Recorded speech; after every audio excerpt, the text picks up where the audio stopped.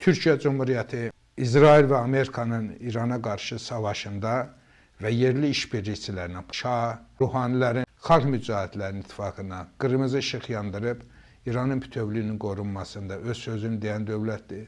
İran yetkililəri bugün Xamneyi liderliyində bunu gözəl bilirlər.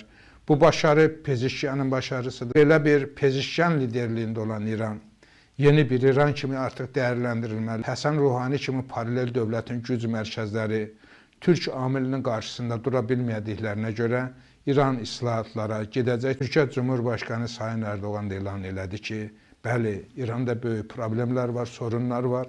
Onlar çözülməlidir, amma İranda bunu xarici güclərin əlinlə, dağıntılarla etmək olmaz. İslahatlarla bunlar həyata keçirilməlidir. Bu fikir Pezeshkian liderliyində olan İran yönetimində də hakim fikirdir və bizim də maraqlarımız ölçün gəlir.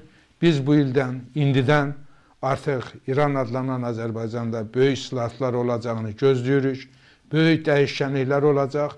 Dəyişkənliklər olmayacaqsa, bu dəfə sözü böyük Türk milləti meydanlarda deyəcək və onu deyəndə artıq indiki kimi hansısa dövlət məmuru yerində qalmayacaq. Xalqla bir olan Cumhurbaşkanı olsun, kim olur olsun, o mövqeyini qoruyacaq.